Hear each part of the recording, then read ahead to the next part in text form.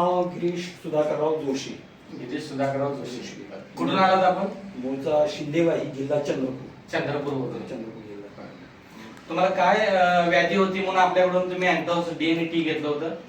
साधारणतः एक 4 वर्षापासून मला शुगरचा त्रास होता. शुगरसाठी. आणि त्याच्यानंतर इटफॉर्मिननी माझी ते शुगर कंट्रोल करायचे प्रयत्न सुरू झाले. म्हणजे गोळ्या डॉक्टरांनी चालू केल्या इटफॉर्मिन पासून.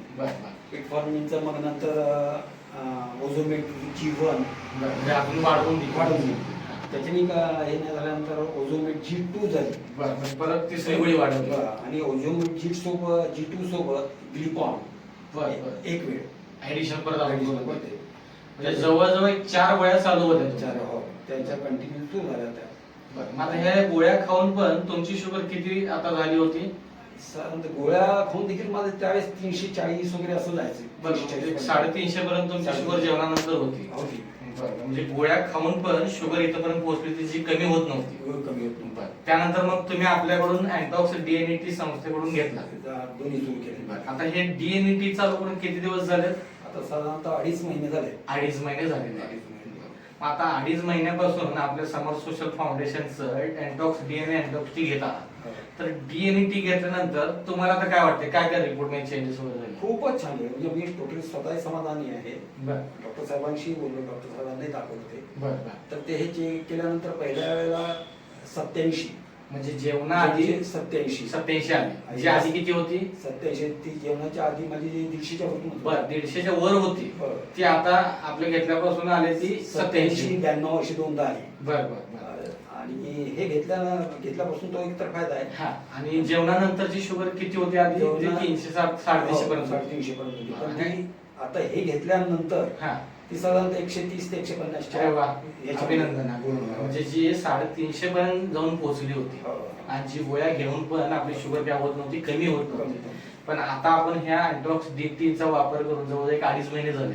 आणि 2.5 महिन्यानंतर तुम्ही जो रिपोर्ट काढलेला आहात त्या रिपोर्ट मध्ये आपल्याला आता शुगर दिसते जेवणानंतर 130. जेवणानंतर 130 ते 130. म्हणजे जवळपास आपण नॉर्मल रेंज वरती आलेलं दिसतोय. मग हे रिपोर्ट तुम्ही डॉक्टरांना दाखवले का? हो, सरांशी बोललो. त्यांनी स्वतः शुगर चेक केली. मग आता तुम्हाला ज्या 4 गोळ्या चालू होत्या त्यापैकी मग त्यांनी काय ते सजेशन केलं का? त्याच्यामध्ये पहिल्यांदा ना ओझोमेट G2 घेत होतो सकाळ संध्याकाळ 2 आणि त्याच्यासोबत एक ग्लिपॉन पण घेत होते. तर ते सगळे कमी. ओझोमेट G2 जे आहे त्याच्यातली अर्धीच गोळी आहे सर. म्हणजे ज्या 4 गोळ्या चालू होत्या त्यातल्या जवळजवळ 3.5 गोळ्या कमी केल्या. आता फक्त अर्धी गोळी दिवसातून एकदा घ्यावी लागते सांगत होती. ती पण कमी केली त्यांनी. त्याच्यानंतर आता त्यांनी हे मेटफॉर्मिनची एक गोळी साधी, ती फक्त एक गोळी आता फक्त चालू ठेवली.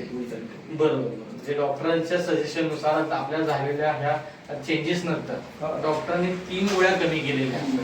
मग एकंदरीत तुम्ही आपल्या अँटॉक्स डीएनटी वापरताय तर ह्या आपल्या समर सोशल फाउंडेशनच्या मधुमेह अभियानासाठी तुम्ही समाधानी आहात का? 100% समाधानी. म्हणजे मला खरंच आनंद वाटला तेव्हा की ज्या गोष्टी होणार नाही असं सांगत होते पण ह्याच्यामध्ये आज 2 महिने 2.5 महिन्यातच तुम्हाला इतके मोठे बदल जाणवत आहे. तर ही व्हिडिओ आपण अनेक ग्रुपवरती अनेक लोकांपर्यंत पोहोचवली तर तुमची काही अडचण नाही. तर कारण आपल्यासारखे असे अनेक लोक याच्यामध्ये ग्रस्त आहेत. तर आपला जर याचा व्हिडिओ जर अनेक लोकांपर्यंत पोहोचला तर त्यांनाही त्याचा. तर तुमच्या लोकांना काय सांगा? मी स्वतः बऱ्याच लोकांना याचं सजेशन देत आहे. हे घ्या. मी माझ्या भावांना पण दिलंय काही.